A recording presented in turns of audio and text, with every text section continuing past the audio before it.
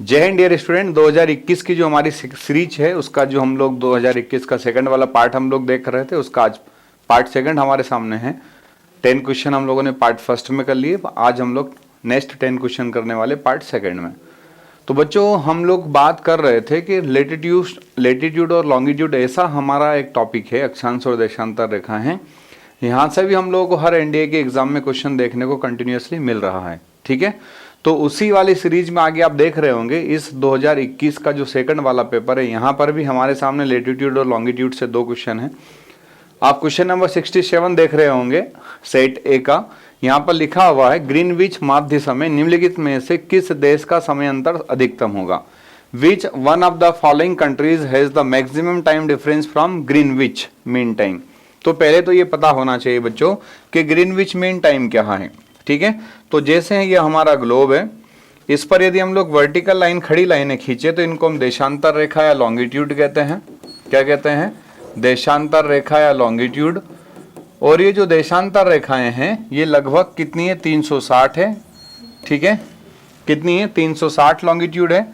और ये जो 0 डिग्री लॉन्गिट्यूड है इसी को हम बोलते हैं Greenwich mean time. Greenwich mean time, ये इसी को हम लोग क्या कहते हैं? प्रधान याम्योत्तर रेखा, ठीक है। शुद्ध हिंदी में उसको क्या लिखा होता है? प्रधान याम्योत्तर रेखा। प्रधान याम्योत्तर रेखा। और इस रेखा से हम विश्व के देशों के समय का निर्धारण करते हैं, ठीक है। हम विश्व के देशों का समय का निर्धारण करते हैं। टाइम जोन जिसके बारे में आपने सुना होगा उसके बारे में हम लोग इससे पता लगाते हैं, ठीक है। अब ये ग्रीनविच मीन टाइम है जो लगभग 8 देशों से होकर गुजरती है। कितने देशों से गुजरती है? 8 देशों से। और किस देश की कैपिटल इसके किनारे लोकेटेड है? यूके का कैपिटल लंदन इसके किनारे लोकेटेड है, ठीक है। फ्रांस है, स्पेन है, यूके है ना। आप देखेंगे नीचे अफ्रीका महाद्वीप में चले जाएंगे तो वहां पर आपको अल्जीरिया है, माली है, बुर्किना फासो है, टोगा है, घाना है। 8 देश ऐसे हैं जो किस पर बसे हुए? ग्रीनविच मीन टाइम पर बसे हुए हैं, ठीक है। अब यदि इस 0 डिग्री देशांतर रेखा से जैसे जैसे हम लोग कहाँ जाएंगे? दूर जाएंगे तो टाइम का डिफरेंस बढ़ेगा। यानी कि जो कंट्री पास में होगी उसका टाइम डिफरेंस कम होगा, जो कंट्री दूर होगी उसका टाइम का डिफरेंस ज्यादा होगा। तो यदि हम लोग बात कर रहे हैं कि जीएमटी है और इस जीएमटी के से हम लोग दूर जा रहे हैं और दूर जाएंगे हम लोग तो देखेंगे कि हमारा भारत देश है और इस भारत के इधर वाले हिस्से पर ये नेपाल है और यहाँ पर ये भूटान देश है और यहाँ पर ये श्रीलंका है। यहाँ पर कौन है? श्रीलंका है। और ये हमारा इंडिया भारत है, ठीक है। तो देखिए इसमें ऑप्शन दे रखा है भारत इंडिया। तो भारत हम लोग देख रहे हैं पास में पड़ेगा। मान लीजिए 0 डिग्री है तो इस 0 डिग्री से हम आ रहे हैं तो ये पास में है। नेपाल, तो नेपाल इंडिया के हम लोग देख रहे हैं नॉर्थ ईस्ट में है। ये श्रीलंका है और ये भूटान है। ये कौन है? भूटान है, ठीक है। तो यदि आप इनकी लोकेशन देख रहे होंगे तो सबसे दूर आपको कौन दिख रहा होगा? भूटान दिख रहा होगा। कौन दिखेगा? भूटान। यानी कि इस जीएमटी से मैक्सिमम डिस्टेंस पर लोकेटेड जो कंट्री है इन 4 में से वो कौन सा कंट्री है? भूटान है। कौन सा कंट्री है? भूटान है।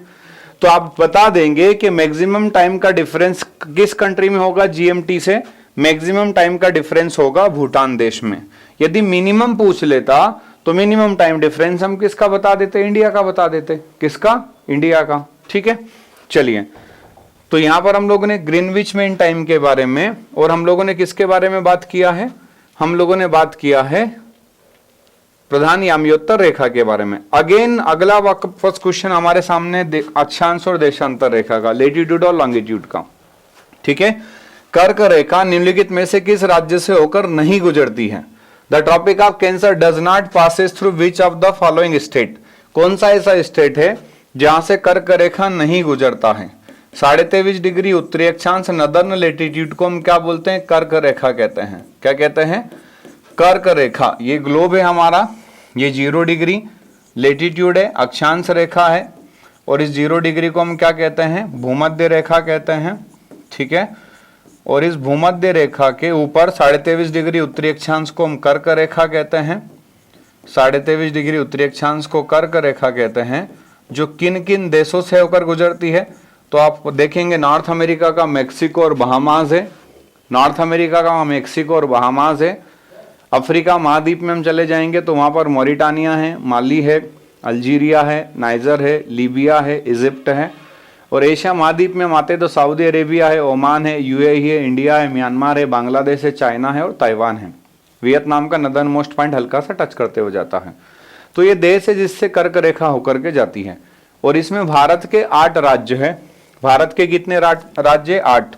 कौन कौन से हैं? तो यदि हम पश्चिम से पूरब की ओर जाएंगे तो गुजरात, राजस्थान, मध्य प्रदेश, छत्तीसगढ़, झारखंड, झारखंड के बाद हम लोग आगे जाएंगे तो पश्चिम बंगाल, त्रिपुरा और मिजोरम।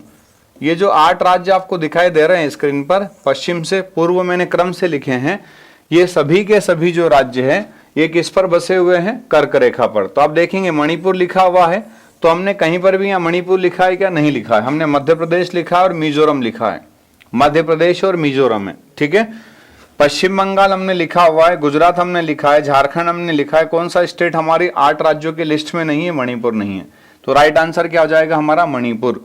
और यही कर्क रेखा है जो भारत में एक माही नदी है, ये माही नदी इस कर्क रेखा को 2 बार काटती है, ठीक है। और यही कर्क रेखा जो भारत को 2 बराबर भागों में विभाजित करती है, ठीक है। फिर नेक्स्ट हम लोग आगे चले बच्चों, इस सीरीज पर हम लोग आगे चलेंगे। तो अगला जो क्वेश्चन हमारी स्क्रीन पर है, 2 क्वेश्चन आपने देख लिए लेटीट्यूड और लॉन्गिट्यूड वाले। अगला हमारा प्रश्न पूछा गया है एग्रीकल्चर वाले टॉपिक से। किससे? एग्रीकल्चर। एग्रीकल्चर में आप लोग देखेंगे टाइप्स ऑफ क्रॉप्स जो हो गए आपके, है ना, एग्रीकल्चर फार्मिंग के प्रैक्टिस हो गए, टेक्निक्स हो गए, इनसे रिलेटेड एक क्वेश्चन हर बार आपको प्रीवियस ईयर में देखने को मिल रहे होंगे, है ना। कैश क्रॉप क्या है, फूड क्रॉप क्या है, ऑयल सीड्स क्रॉप क्या है, रबी खरीफ जायद क्रॉप क्या है। ये फिर हम लोग टाइप्स ऑफ फार्मिंग या हम लोग टेक्निक्स में जाते हैं तो हम वहाँ पर भी देखेंगे single cropping, double cropping, multi cropping, ठीक है। फिर वहाँ पर हम देखेंगे आपका सिंगल क्रॉपिंग के साथ में वहाँ पर हम कुछ तरह के प्रैक्टिस है, शिफ्टिंग कल्टिवेशन क्या होता है, इंटेंसिव फार्मिंग क्या है, एक्सटेंसिव फार्मिंग क्या है, ठीक है, क्रॉप रोटेशन क्या है। तो इनसे रिलेटेड क्वेश्चन भी हम लोगों से अल्टरनेटिव पूछे जा रहे हैं। तो यहाँ पर आपको देखना है कौन सा युग्म सही रूप में सुमेलित है, यानी कि आपको क्या करना है? करेक्टली मैच्ड पेयर आपको देखना, कौन सा पेयर आपका क्रॉप्स और उसके प्रोडक्शन से रिलेटेड जो आपको पेयर दे रखे हैं वो मैच्ड है। तो यदि हम खाद्य फसल की बात करें, फूड क्रॉप की, तो रागी एक फूड क्रॉप यहाँ है, लेकिन इसका ज्यादातर प्रोडक्शन कहाँ होता है? कर्नाटक और तमिलनाडु राज्य में होता है। कर्नाटक और तमिलनाडु राज्य में, यानी कि साउथ इंडियन वाला एक ये फूड क्रॉप्स है, ठीक है। तो पहला जो पेयर है वो राइट है।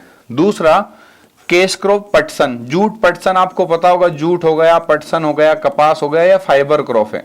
कैसे क्रॉप है? फाइबर क्रॉप है, रेसे वाली फसल है। और इनका ज्यादातर प्रोडक्शन जो होता है पश्चिम बंगाल में होता है, ठीक है। तो नकदी फसल में आएगा ये, क्योंकि फाइबर क्रॉप है। और रोपण प्लांटेशन क्रॉप नारियल, तो नारियल हो गया, प्याज हो गया, कॉफी हो गया, ठीक है, धान हो गया। ये ऐसे फसलें जिनका हम प्लांटेशन करते हैं, पहले बीज तैयार करेंगे क्यारी में और फिर हम खेतों में जाकर इसकी रोपाई करेंगे, ठीक है। तो रोपण वाले फसल में हम किसको देख रहे हैं? नारियल को। किसको देख रहे हैं? नारियल को। तो बच्चों यहाँ पर तीनों ही जो हमारे पेयर है वो राइट है। तीनों ही पेयर कैसे हैं? राइट है। यानी कि रागी एक खाद्यान्न फसल भी है, पटसन एक नकदी फसल भी है और नारियल एक रोपणी फसल भी है। तीनों ही स्टेटमेंट हमारे राइट है, यानी कि हमारा ऑप्शन कौन सा सही होगा? सी सही होगा। Option C is correct. फिर नेक्स्ट हम लोग बच्चों आगे चलें। अगला जो क्वेश्चन हमारा है 76, ये क्वेश्चन हमसे पूछा गया है मिनरल रिसोर्सेस, भारत में खनिज संसाधन से। और खनिज संसाधन में भी हमसे पूछा है कोल से, है ना, कोल। तो हमें ये पता है कि भारत का 98% कोयला गोंडवाना युग की चट्टान में मिलता है। भारत का 98% कोयला गोंडवाना युग की चट्टान में मिलता है। किस युग की चट्टान में? गोंडवाना। और 2% जो कोयला है वो तृतीय युग की टर्सरी में मिलता है, तृतीय युग की चट्टान में मिलता है। भारत में कोयला का निकालने का आधुनिकतम प्रयास हमने किया था पश्चिम बंगाल के रानीगंज कोल क्षेत्र से। रानीगंज कोल क्षेत्र से भारत का 33% कोयला दामोदर नदी घाटी में मिलता है। दामोदर नदी घाटी में मिलता है। और ये दामोदर नदी निकल करके आती है छोटा नागपुर के पठार के पास, पलामू झारखंड से। इसीलिए छोटा नागपुर पठार को भारत का रूर प्रदेश कहते हैं, क्योंकि रूर नदी घाटी जर्मनी में मिलती है।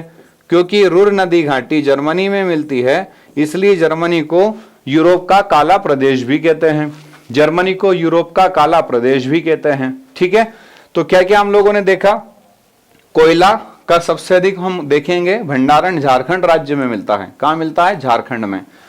अब आप झारखंड में जाओगे तो कुछ झारखंड में कोयला उत्पादक क्षेत्र है, कोल फील्ड, जैसे झरिया, झरिया के बाद में बोकारो, बोकारो के बाद में करनपुरा, करनपुरा के बाद में गिरिडीह, गिरिडीह के बाद रामगढ़, रामगढ़ के बाद में देवगढ़। गिरिडीह क्या क्या बोल रहे हैं? झरिया, बोकारो, करनपुरा, गिरिडीह, रामगढ़ और देवगढ़, रामगढ़ और देवगढ़। तो ये जितने भी मैंने नाम लिखे हैं ये सारे के सारे कोल क्षेत्र कहां पर मिलेंगे? झारखंड में मिलेंगे। और झारखंड भारत का वह राज्य है जहां पर कोयले का सबसे अधिक भंडारण है, जहां पर कोयले का सर्वाधिक क्या है? भंडारण है। तो देखो इन राज्यों में, जो झारखंड राज्य में हम लोग क्या पढ़कर आए हैं? कोल फील्ड पढ़कर आए हैं।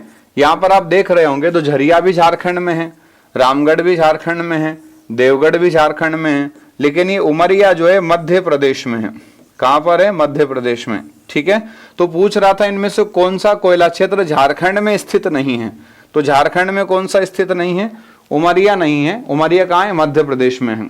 ठीक है, यहीं पर आप लोग देखेंगे उमरिया वाले क्षेत्र में ही तो आपको विंध्याचल ताप विद्युत केंद्र मिलेगा, जो भारत का सबसे ज्यादा विद्युत बनाने वाला ताप विद्युत केंद्र है। नेक्स्ट हम लोग आज के अगला जो क्वेश्चन हम लोग देखेंगे बच्चों, क्वेश्चन नंबर 76 के बाद 77, निम्नलिखित में से कौन सा अक्षांश का सबसे लंबा समानांतर है? थोड़ी देर पहले ही बोला हूं, अक्षांश और देशांतर ऐसा टॉपिक है जहां से हर बार 2 क्वेश्चन आपको एनडीए की परीक्षा में मिलने ही है, चाहे किसी भी रूप में मिले वो। ठीक है, ये हमारा 2021 का जो सेकंड वाला पेपर है, यहाँ लेटीट्यूड और लॉन्गिट्यूड का तीसरा क्वेश्चन है ये। अभी हम थोड़ी देर पहले देख कर आए कि जीएमटी से किसका टाइम डिफरेंस सबसे ज्यादा है। फिर उसके बाद हमने दूसरा क्वेश्चन देखा कि कर्क रेखा किस राज्य से नहीं गुजरती है। और तीसरा आपके सामने अक्षांश देशांतर से संबंधित एक प्रश्न पूछा जा रहा है कि बताइए इनमें से सबसे लंबा समानांतर वृत्त किसका है। तो बच्चों देखो, हम लोग बताते ही हमारा ग्लोब है और ये 0 डिग्री अक्षांश रेखा है, जिसको हम क्या बोलते हैं? इसको हम बोलते हैं ग्रेट सर्कल या वृहद वृत्त। क्या बोलते हैं? ग्रेट सर्कल या हम कहेंगे वृहद वृत्त। ठीक है, और इस वृहद वृत्त को हम बोलते हैं कि ये सबसे लंबा सर्कल बनाता है। और जैसे जैसे हम इस वृहद वृत्त या ग्रेट सर्कल इक्वेटर से नॉर्थ पोल या साउथ पोल की तरफ जाते हैं तो सर्कल का साइज छोटा होता जाता है। सर्कल का साइज कैसा होता जाता है? छोटा। और नॉर्थ पोल और साउथ पोल पर जाकर किसी प्रकार के सर्कल का फॉर्मेशन नहीं होता है। ठीक है, तो देखो कर्क रेखा 23.5 डिग्री उत्तरी अक्षांश में है, यानी कि इसका सर्कल इक्वेटर से छोटा होगा। मकर रेखा यह 23.5 डिग्री दक्षिणी अक्षांश में, इसका भी सर्कल इक्वेटर से छोटा होगा। उत्तरी ध्रुव 66.5 डिग्री नॉर्थ, ये भी छोटा होगा। भूमध्य रेखा जो है, इक्वेटर जो है, उसका सर्कल सबसे बड़ा होगा। इसी को हम लोग ग्रेट सर्कल भी कहते हैं। क्या कहते हैं? Great circle. तो which of the following is the largest parallel of latitude? तो हम कह देंगे लार्जेस्ट पैरेलल ऑफ लेटीट्यूड क्या? इक्वेटर है। ये क्वेश्चन ऐसे भी पूछा जा सकता था कि बताइए ग्रेट सर्कल कौन सा है, तो हम लोग बता देते इक्वेटर क्या है? ग्रेट सर्कल है। अब सर ग्रेट सर्कल क्या होता है? तो लेंथ में सबसे बड़ा, एक तो ये होगा कंडीशन। दूसरा, ग्रेट सर्कल अर्थ के सेंटर से पास होना चाहिए। और तीसरा, अर्थ को 2 इक्वल पार्ट में डिवाइड करना चाहिए। और चौथा कंडीशन है 2 प्लेस के बीच की मिनिमम डिस्टेंस को शो करना चाहिए। ठीक है, ये 4 कंडीशन यदि कोई सर्कल फुलफिल कर रहा होगा तो सर्कल ग्रेट सर्कल होगा। लेकिन लेटीट्यूड वाले बेसिस पे हम देखेंगे तो हमारे पास में एक ही ग्रेट सर्कल होता है जिसको हम इक्वेटर कहते हैं। क्या कहते हैं? इक्वेटर। ठीक है, या भूमध्य रेखा। अगला हम देखेंगे, नेक्स्ट जो क्वेश्चन हमारे सामने है, वर्ल्ड ज्योग्राफी में हमारा एक टॉपिक है मोशन ऑफ द अर्थ में। जब हम जाएंगे तो वहां पर हमें ईव और टाइड के बारे में, इक्लिप्स के बारे में पढ़ने को मिलेगा। तो वहीं से ये क्वेश्चन पूछा है, निम्नलिखित में से कौन सा? ये क्वेश्चन ऑलरेडी हम लोग कर चुके हैं।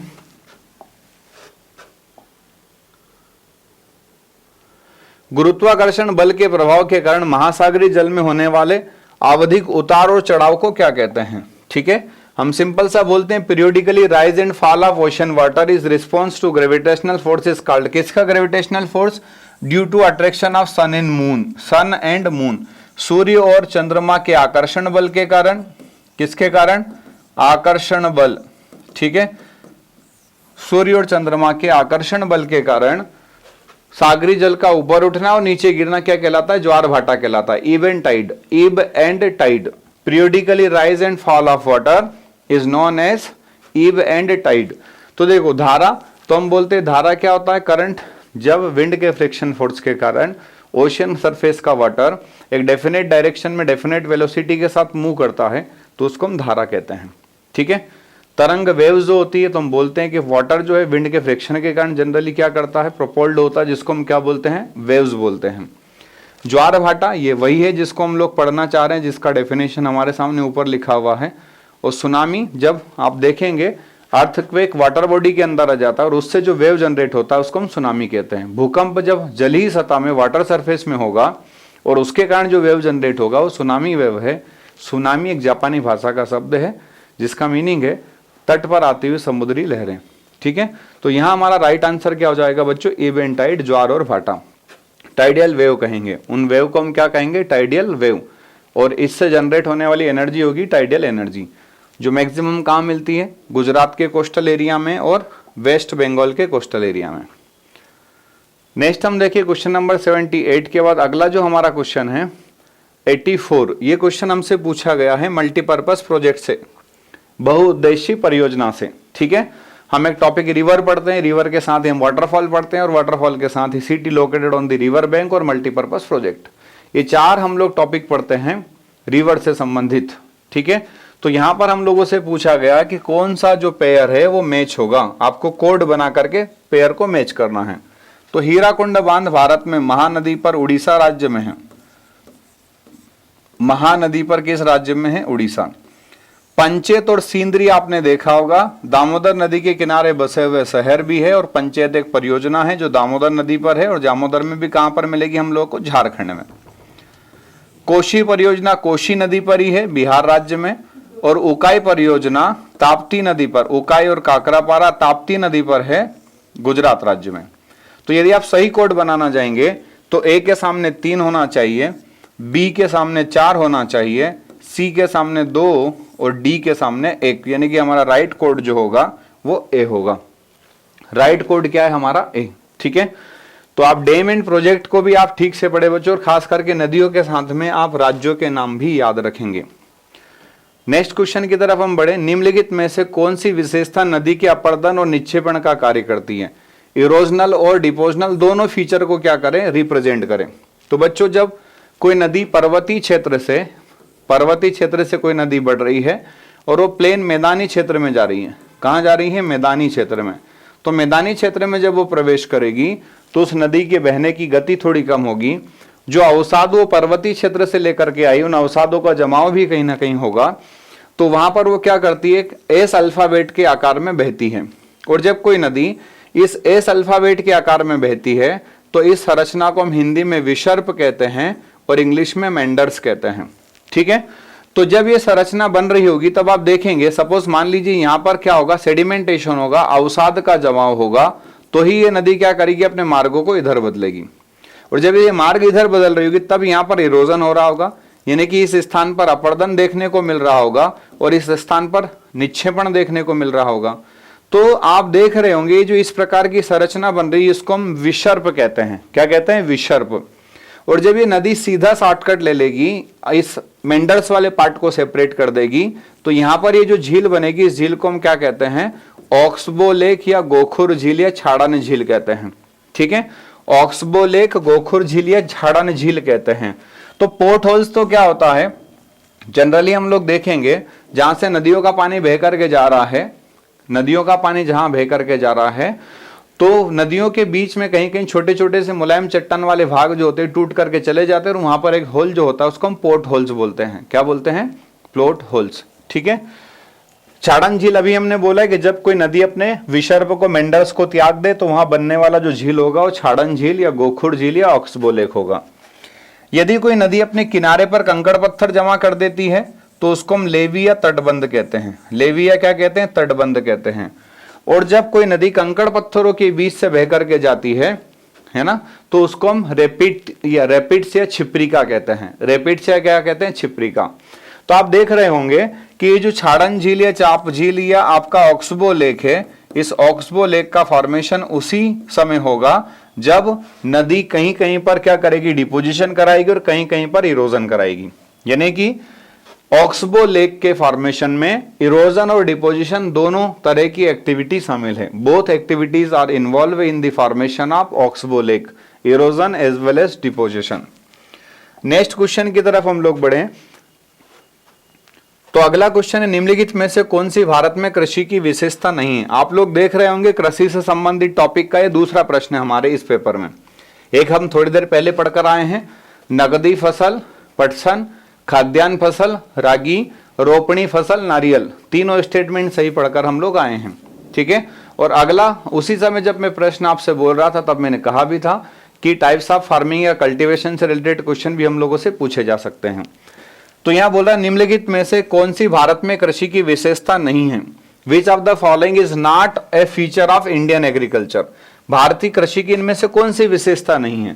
पहला निर्वाह कृषि, निर्वाह कृषि जिसको हम बोल रहे हैं सब्सिडेंस फार्मिंग, जीवन निर्वाह करने के लिए है ना, हम लोग क्या करते हैं, खाद्यान्न का उत्पादन ज्यादा करते हैं, यानी कि हम खाद्यान्न फसल ज्यादा लगाते हैं, नकदी फसल कम लगाते हैं। तो निर्वाह कृषि किसको कहते हैं, जिसमें खाद्यान्न का उत्पादन ज्यादा, नकदी फसलों का उत्पादन कम, उसको हम बोलते हैं निर्वाह कृषि, निर्वाह कृषि। और इसमें हम पुरानी तकनीकों का उपयोग थोड़ा ज्यादा करते हैं, हमारे पास हाइब्रिड सीड्स वगैरह कम रहते हैं, इंसेक्टिसाइड जो फर्टिलाइजर वगैरह होते हैं उनका उपयोग हम लोग कम करते हैं। तो भारत में क्या निर्वाह कृषि होती है, तो हाँ होती है। भारत में 60% आज भी हम खाद्यान्न फसलों का उत्पादन करवाते हैं। ठीक है, कृषि पर जनसंख्या का दबाव, ये भी सही है। 2011 की जनगणना के आधार पर हम लोग देखें तो लगभग 55 से 60% भारत की जनसंख्या कृषि के ऊपर निर्भर है। ठीक है, तो दूसरा स्टेटमेंट भी सही है। तीसरा हम बात करें मानसून पर निर्भरता, तो हम बोलते ही है कि Indian agriculture is a gambling, है ना। भारतीय कृषि एक जुआ है, क्योंकि मानसून के ऊपर निर्भर है। क्योंकि किसके ऊपर निर्भर है, मानसून के ऊपर निर्भर है। इसलिए आप लोग देखेंगे ए, बी और सी जो है, अभी तक 3 स्टेटमेंट हमने देखे, तीनों ही स्टेटमेंट सही है। भारत में सब्सिडेंस फार्मिंग भी हो रहा है, निर्वाह कृषि भी हो रही है। दूसरा स्टेटमेंट आप देखने जा रहे हैं कि भारत के ऊपर जनसंख्या, कृषि के ऊपर जनसंख्या का दबाव अधिक है, वो भी स्टेटमेंट सही है। और तीसरा स्टेटमेंट हम देखने जा रहे हैं कि मानसून के ऊपर निर्भरता है, खरीफ की फसल टोटली मानसून के ऊपर ही निर्भर होती है, तो वो भी सही स्टेटमेंट है। लेकिन तीसरा स्टेटमेंट बोल रहा है वो क्या कि नकदी फसलों की प्रधानता, यदि नकदी फसलों की प्रधानता होती तो फिर ये स्टेटमेंट हमारा गलत हो जाता। तो बच्चों नकदी फसल हमारे यहाँ कम होती है, हम क्या बोलेंगे 60% भारत में आज भी खाद्यान्न फसलें होती हैं। तो डी जो स्टेटमेंट है हमारा वो कैसा है, रॉन्ग है। यानी कि इस क्वेश्चन का जो राइट आंसर होगा वो डी होगा। पूछ रहा है भारत की कृषि की विशेषता क्या नहीं है, तो ये भारत की कृषि की विशेषता नहीं है। ठीक है, भारत में नकदी फसलों की प्रधानता ना होते हुए खाद्यान्न फसलों की प्रधानता है ना, फूड ग्रेन का हमारे यहाँ डिपेंडेंसी ज्यादा है। नेक्स्ट क्वेश्चन की तरफ हम लोग बढ़े बच्चों। तो अगला पूछा जा रहा है निम्नलिखित में से कौन सा राष्ट्रीय पशुधन मिशन का विनिर्दिष्ट उप मिशन नहीं है। ठीक है, जो आपका नेशनल लाइव स्टॉक मिशन हम लोगों ने चलाया है उसका क्या लक्ष्य नहीं इसमें से पूछा जा रहा है।